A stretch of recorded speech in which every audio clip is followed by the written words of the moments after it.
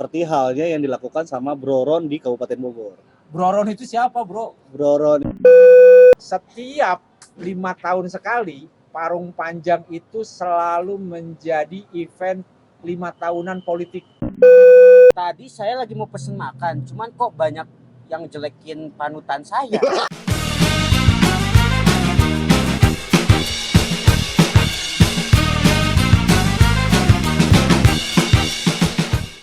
memang harus kontroversial dulu biar mendapat perhatian. Sepakat nggak? Seperti halnya yang dilakukan sama Bro Ron di Kabupaten Bogor. Bro Ron itu siapa, bro? Bro Ron itu adalah kontraktor yang dulu sempat viral gara-gara pembayaran di salah satu BUMN itu nunggak sehingga dia nagih ke kementerian, ke menteri langsung gitu. Jadi dia tuh sebenarnya adalah pengusaha yang sekarang lagi maju di politik melalui PSI Dapil Jabar 5 atau tepatnya Kabupaten Bogor.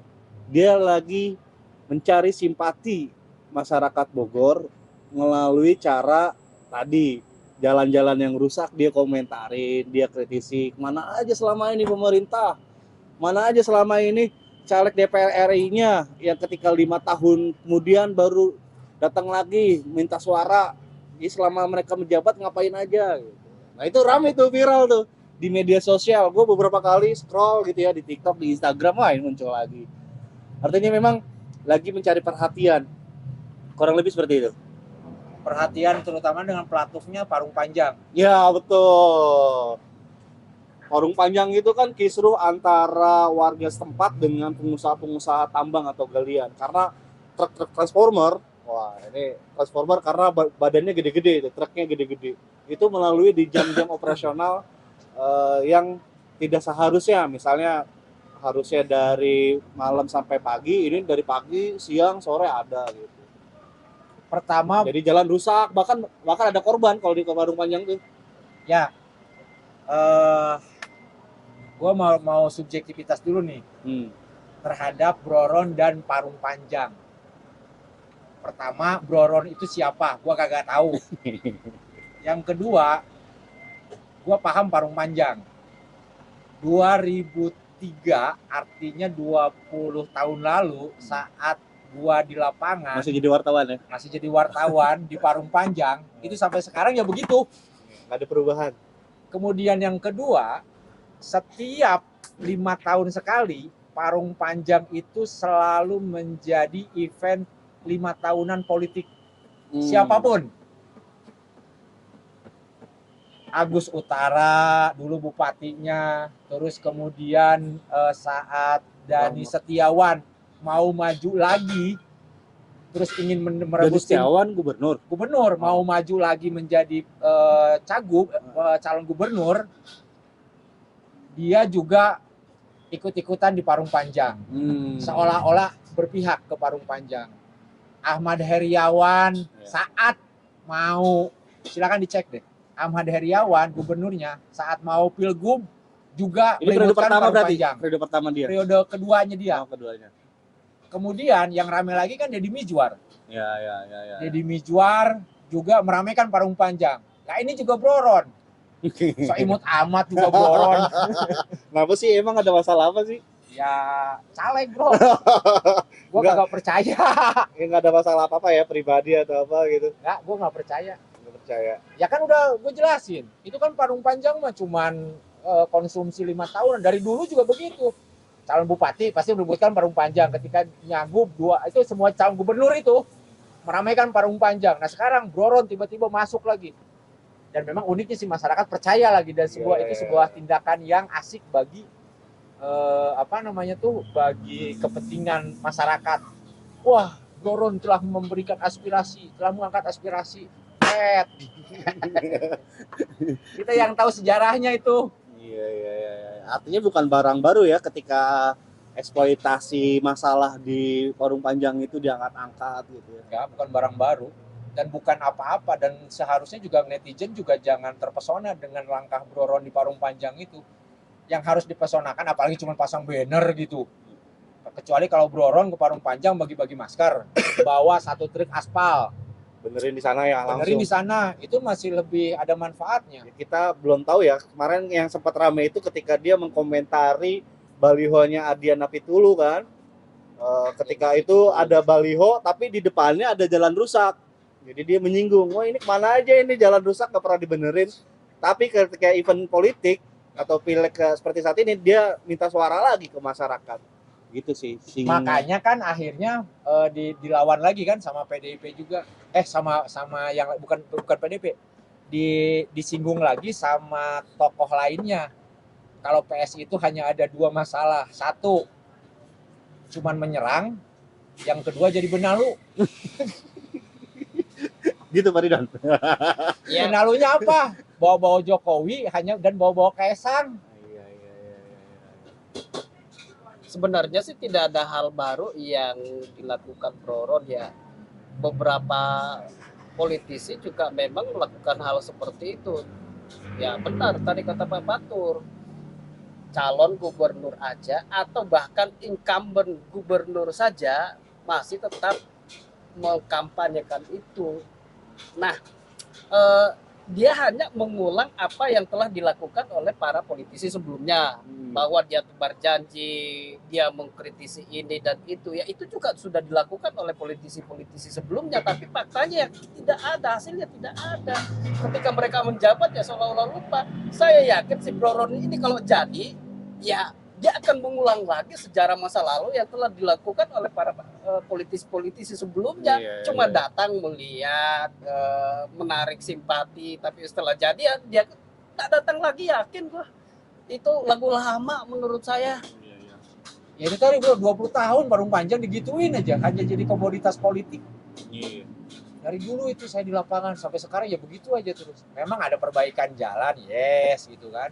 Ini kan rusak lagi, mobil-mobil transformer yang lewat. Artinya apa? Mencium nggak aroma banyak duit di sana? Dari pengusaha ini ya. Iya. Kenapa nggak berani ngomong sih? Belum ada data Pak. Oh iya. Jadi maksudnya belum ada data yang sahih soal aliran dana dari.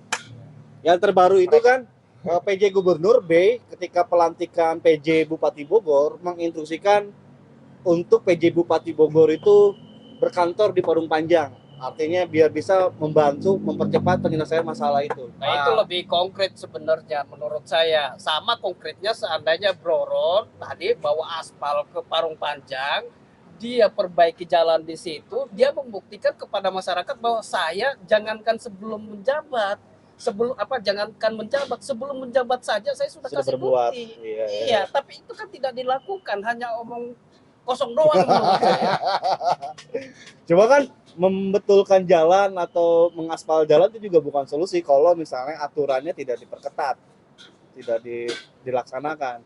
Oke, kan itu langkah berikutnya. hal lainnya ya. Tahapan berikutnya, perbaiki dulu soal aturan-aturan yang Jam harus dijalankan, operasionalnya apa, ya itu bisa diatur setelah jalannya sudah rusak. Kalau sudah benar maksudnya. Sudah benar. Kalau jalannya belum benar aja sudah mau diatur, apanya yang mau diatur gitu. Padahal kan bagi masyarakat awam ya sesimpel sih memperbaiki Parung Panjang mah. Apa gimana? Bikin jalur truk khusus aja. Ya jalan tambang ya. Jalan tambang. Kan sudah ada isu-isunya jalan tol tambang dan sebagainya. Sudah ada sebenarnya. Cuma kan lagi-lagi itu baru wacana. Itu mutarnya kemana? Dan kewenangannya sebenarnya di provinsi. Ya. Sudah mau ada rencana ke situ. Cuma belum jalan aja, belum terrealisasi aja. Itu jalurnya dari mana ke mana tuh? Belum hafal. Tapi wacana itu sudah lama digaungkan, jalan tol tambang itu. Parung Panjang. Oh, arah Banten dulu kali apa gimana tuh? Nggak ngerti dah kalau soal itunya. Tadutan. Cuma kan memang yang di Parung Panjang itu salah satu, koreksi ya kalau misalnya keliru ya, salah satu yang menyumbang reklamasi di situ ya, di Jakarta ya, dari Rumpin kan, tanah-tanahnya sebagainya gitu. Oh gitu. Iya, salah satu penyumbang buat reklamasi di sana. Tapi itu masalah truk tronton itu yang banyak itu kenapa sih banyak banget yang lewat situ? Karena daerah pertambangan di sana. Daerah cuan berarti ya. Iya, daerah pertambangan, daerah kekuasaan, ya kekuasaan bagi segelintir pejabat gitu ya. Punya bisnis di situ kan jadi raja dia. Coba kalau kita bedah, siapa aja pemilik bisnis tambang di situ? Nama Kok nggak berani disebut? ini Ya kita nggak tahu lah ya, coba Enggak boleh fitnah. nggak boleh kita. nama itu emang benar, nama juga berusaha. Selama itu tidak ada yang dilanggar, kenapa harus kita persoalkan? Kan yang dipersoalkan sama masyarakat adalah tidak mampunya para pemilik tambang berbagi ruang ya, di jalanan dengan warga sekitar, kan itu ya yang Betul. dipersoalkan. Terus antrian, terus masyarakat ketika keluar dari rumah untuk mengantarkan anaknya, mereka harus berhimpitan dengan truk. Iya. Kan yang menjadi permasalahan bukan jalan rusak, bukan polusi, tapi ada korban jiwa di sana ketika tertabrak pelindes mobil-mobil besar gitu kan. Mungkin sudah puluhan kali ya korban di sana ya dari awal kasus ini mencuat gitu. Dilema juga bagi masyarakat di sana. Satu sisi mereka juga tambang adalah pekerjaan, perputaran ekonominya besar di sana kan bagi masyarakat. Masyarakat juga di satu sisi dalam sudut pandang lain, saya juga sepakat bahwa ada banyak uang yang beredar di sana dan masyarakat juga akan rugi. Kan sebetulnya hanya persoalan itu aja, berbagi ruang menurut saya. Iya. Berarti kan ada ruang-ruang publik yang memang harus bisa dipahamin di antara kedua belah pihak gitu. Itu jalanan provinsi ya. Provinsi Berarti kan tanggung jawabnya provinsi Provinsi. sebenarnya. ya Ya Yang- harus provinsi itu harus bisa bernegosiasi dengan atau dalam tanda petik memaksa perusahaan tambang di situ untuk memberikan semacam kompensasi. Kan sekarang izinnya juga di provinsi untuk pertambangan. izinnya ya. Iya, tidak lagi di kabupaten kota gitu. Kalau pertambangan bukannya pusat tuh. Tapi status jalan Rekomendasi provinsi ya. Iya, rekomendasinya. status jalan itu memang kerap kali jadi perdebatan atau jadi seru. Iya, betul. Video gua aja dibully, bro. Gara-gara itu kan urusan kabupaten, ngapain diurus-urus itu kan. Ketika gua video gua soal jalan rusak di Mandalika, Kabupaten sepanjang. Bogor, terus dibandingkan dengan Mandalika, Mandalika. gua dibully. Itu kan masalah Kabupaten Bogor, Iya. ya kan? Terus Tapi kan kita titik tekannya waktu itu adalah perumpamaan kan. titik tekannya saya pada perumpamaan dan menganalogikan. Kalaupun saya perumpamaan lagi akan repot, akan panjang. Perumpamaan maksudnya apa sih? Coba ya kan, bro. Ada yang ngebangun jembatan itu pakai anggaran provinsi, anggaran gubernur. Yang melaksanakannya adalah pemerintah daerah. Tapi yang meresmikannya adalah presiden. Iya. Nah, Ini nyinggung yang di kota kayaknya nih. Otista. Di Oh iya, Kota Bogor. itu Itu artinya kalau baik itu adalah presiden, pusat. Kalau tidak baik, Kalau tidak baik adalah daerah. Daerah. Jangan sampai begitu juga gitu Titik maksud gua. tekannya gitu. Titik tekannya, lu jangan salah tangkap. Kan nah publik juga melihat seperti itu. Lu gimana sih bikin analogi yang tidak tahu sistem pemerintahan, kan nggak seperti itu yang pengen saya persoalkan. Tapi kita tarik lagi ya, yang Bro Ron lakukan itu sebenarnya dimaklum atau ya jadi mah cari sensasi aja. Kagak dimaklum. Namanya juga politisi mah ya dagang lah. Iya. Kalau Pak Ridwan? ya Dagang dia biasa seperti lah begitu lagu lama. Tinggal masyarakat saja yang harus menilai, harus cerdas bahwa hal-hal seperti itu sebetulnya bukan sesuatu yang baru, tapi juga sudah dilakukan oleh politisi-politisi sebelumnya. Tinggal masyarakat saja. Kalau saya sih itu mah. Kalau Jadi- misalnya kejadian fenomena ini ya, terus Pak Ridwan Pak Fatur adalah warga kabupaten, milih dia nggak? Nggak, Tegas amat. karena tahu sejarahnya bro, panjang gitu kan. Cuman kalau ketika akhirnya ya dulu mah kan belum zaman medsos, belum internet juga, sehingga data juga tidak terlalu banyak kan bisa diolah. Nah netizen publik ya melihat ya menelan itu mentah-mentah, weh hebat, weh setuju, oke sepakat. Padahal Seperti politisi-politisi pada umum ya, menjanjikan aja gitu, menjual janji dan harapan. Oke. Kita lihat lagi nantilah. Aksi-aksi Bro Ron berikutnya, apakah Bro Ron mau mengklarifikasi ini di ruang duduknya dekat Pak Rama. Di sini ya. Ayo kita persilakan. Ayo Bro Ron, datang sini. Iya. Sekalian lah sosialisasi, kita kasih panggung ya. Ya. DM aja.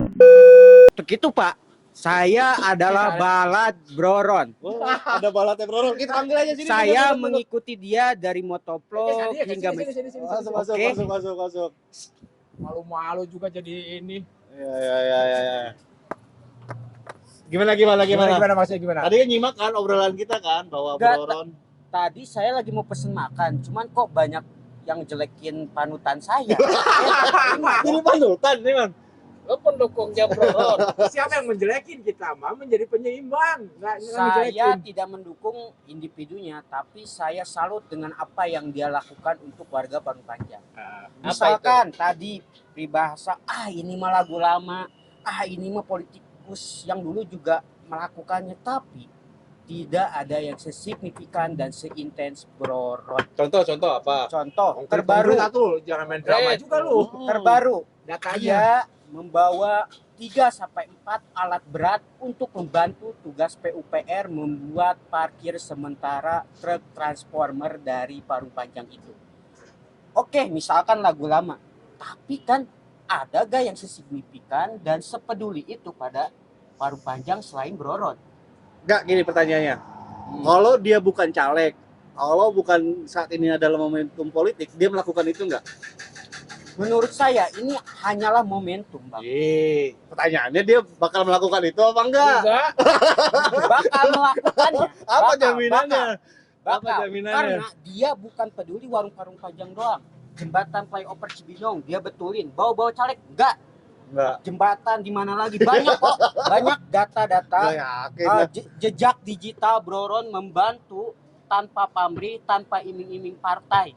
Meskipun ya itu tadi saya melihatnya dia bukan seorang individu atau politikus, tapi orang yang peduli dan mau berkeringat untuk membantu warga, meskipun ya itu tadi menurut si A ini mah gini tapi ya setidaknya dia berbuat. Begitu aja sih pembelaan dari Balad Bro Ron. Ada relawannya. Gimana relawannya? Sebenarnya lebih ke orang yang mengikuti jejaknya saja gitu.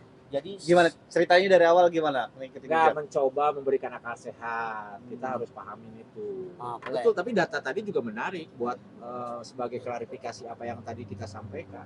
Ya kita apresiasi lah itu soal itu, tapi ya balik lagi yang tadi, kalau bukan momentumnya pemilu, dia bisa melakukan itu enggak? Persoalan dia ke lapangan kemudian dia mengatakan saya tidak bawa partai, tidak bawa caleg, ya tetap aja momentumnya sama dalam rangka pemilu 2024. Coba sebelumnya 3 tahun sebelumnya, misalkan 5 tahun sebelumnya datang. Ini kan sudah berlangsung puluh-puluh tahun ya. Kenapa nggak dari 10 tahun yang lalu gitu, Bro Ron? Tapi Atau kan 5 lebih tahun baik yang lalu? daripada yang lain.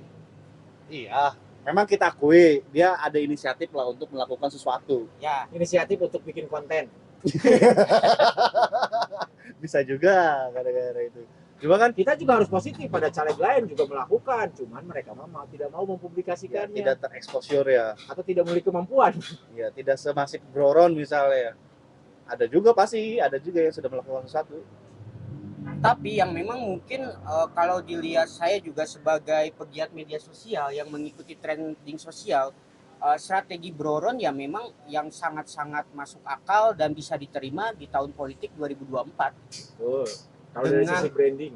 Dengan pemilih pemula yang banyak, anak muda, ya mungkin salah satu kampanye, salah satu bentuk mencari aspirasi suara ya sangat-sangat menarik itu untuk diulas, untuk Iya. diikuti dibanding caleg yang lain. Itu Benar. sisi positif yang Iya. bisa Caleg diangkat lain juga. juga harus melek digital, harus bisa memanfaatkan media sosial, memanfaatkan media online, termasuk Pak Asep ini kan yang memang pegiat media sosial ya. Iya, pakailah jasa ke Kang Asep gitu. Iya, bolehlah kunjungi naik kelas digital.com. Daftar, bergabung dan jadi bintang. Udah, jadi gitu aja ya. Jadi gimana? Kita masih terbelah. Sebenarnya mungkin jawaban yang paling konkretnya ya dari suhu saya, yaitu Bro Ron sendiri. Saya beberapa kali Undang dong, ajak sini dong. kalau dianya mau dan dianya bersedia gitu, pasti saya usahakan biar apa yang saya sampaikan ya memang benar nyata dari mulutnya Bro Ron. Iya. Jadi kita tunggulah kalau dia mau mengklarifikasi apa yang dilakukan karena bukan politik, ya kita tunggu untuk Siap, lebih bagus karena memang ya harusnya begitu, kita tidak boleh menghakimi orang tanpa ada klarifikasi dari dia. Jadi kita tetap berikan peluang orang yang merasa di dalam tanda petik diserang, ya kita berikan ruang untuk memberikan klarifikasi, memberikan jawaban. Ya memang itu tugas kita. Emang kita menyerang? Ya siapa tahu kita enggak menyerang, tapi belum tentu orang yang mendengarkan atau objek yang kita bicarakan itu belum tentu dia merasa tidak diserang. Bisa jadi mereka merasa diserang. Ya ciri khas netizen Indonesia. Iya, begitu. Pokoknya ribut dulu. Benar salah itu urusan belakangan. Terima kasih untuk tontonan kali ini.